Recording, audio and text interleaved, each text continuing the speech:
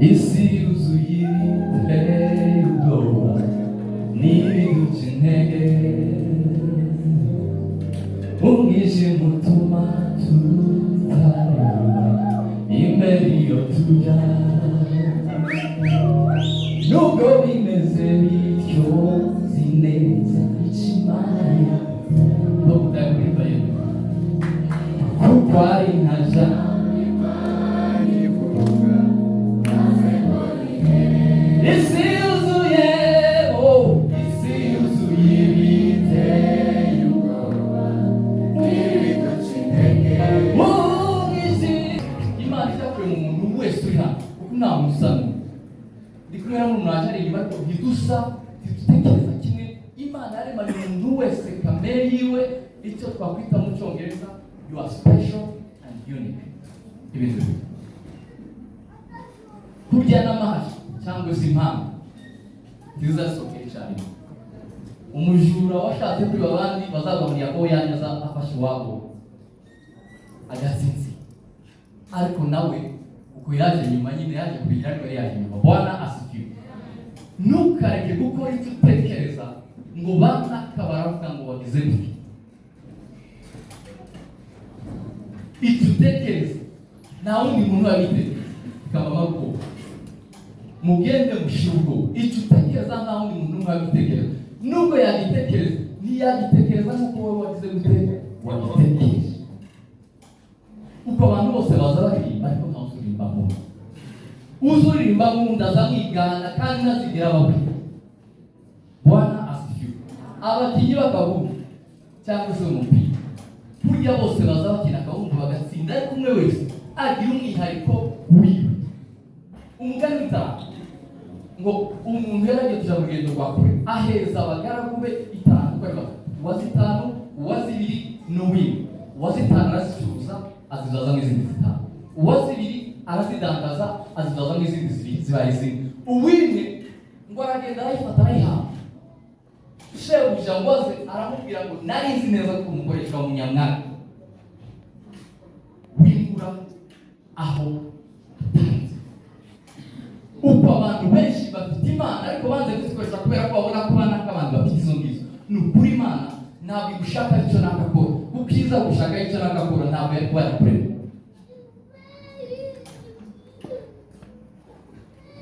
Turi kumwe tuvuge ngo amen.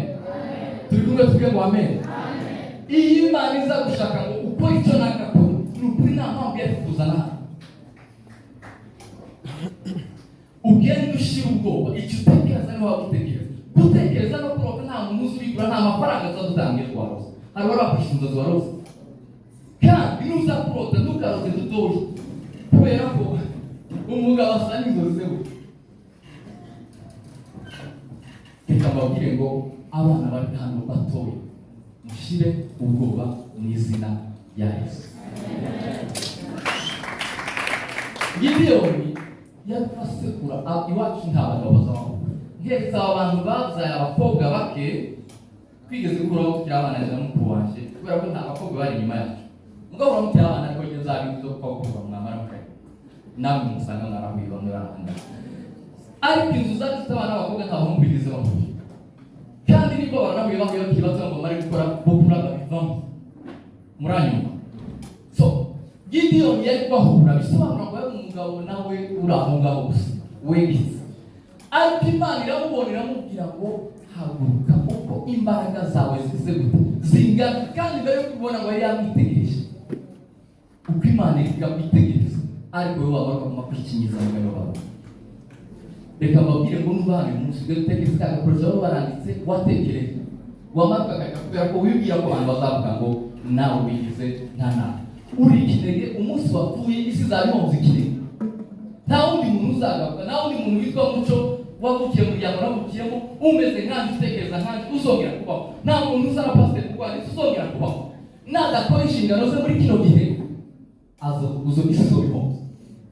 Nudakora ibyo ugiye gukora umuryango wawe uzaba uhomze, isi izabihomza. Bwana asifiwe. Umwanya waje ndibaza kugeza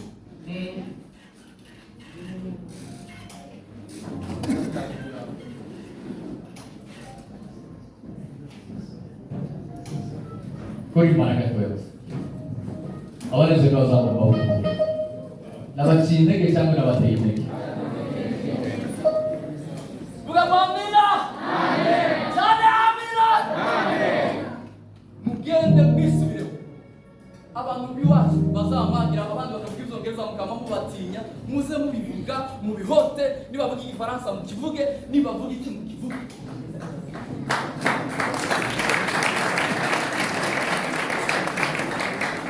Bwana asifiwe. Narabarebye ejo bundi ndeba mwese nsigaye mukwiye ku izina ry'umunyamurenge ndabivuga usinze umuhungu mwiza rero mugende muve mu byo murimo nasanze iyo umuntu atemera icyo ari cyo ntabwo aba yemera Imana mwanyuze iyo umuntu atemera icyo Imana yamubwize ntabwo aba yemera Imana murira kuri isi yuzuye ibiteye ubwoba n'ibiduca intege umwijima utuma tutareba imbere iyo tujya nubwo bimeze bityo nzi neza icyo Imana kuko ari nka jambo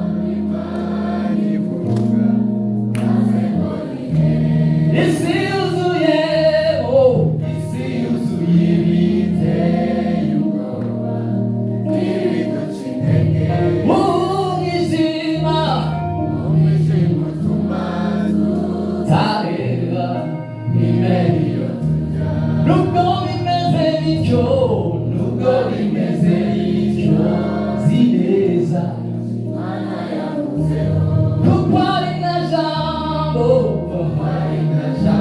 Imana ivuga maze ngo zogera ku cyo yavuze zogera naho yambwiye kuko Imana atari umuntu iyo ivuze biraba yategeka bigakomera n'ifite ijambo rya nyuma kuri njye haleluya cyane haleluya muhagarare gatoya muri abasipikari muhagarare tugipane gatoya gusa amasereri muzamuka ndabizi ko muzamuka Bwana asifiwe mwisubiza intege ntibagasubire kubakanga bazaye ku muhanda kandi abantu bazabakanga cyane n'abapagani aho mukristo uko umwana yaje kumamagara ndamusize uraki mutoya yaje kumbwira ndamubwira ngo nzaza kubera iki nta mukristo ishari nta mukristo ushyigikira abazapoza abandi bantu ni abapagani bakwiye amasengesho y'abapasiteri hakika umuntu urwanya ikintu cyiza wese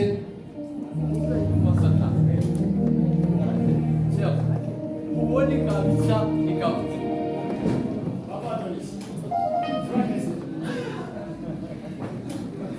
uru rugendo rwo mu butayu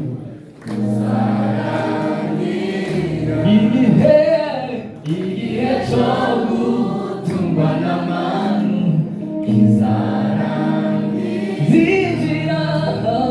zinjira muri Kanani yanjye maze uru rugendo rwo mu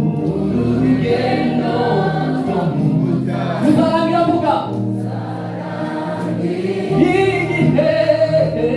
igihe cyo gutungwa n'amanu kizarangira zinjira muri Kanani yanjye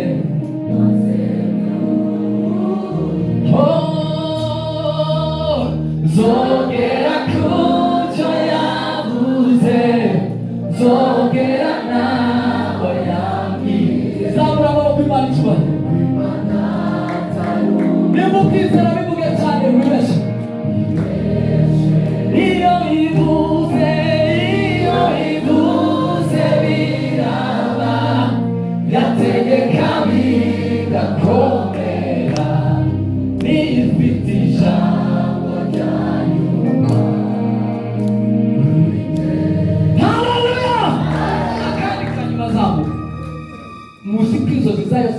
za Yosefu gusa barubeni n'abandi batari bazifite muvuge ngo amen.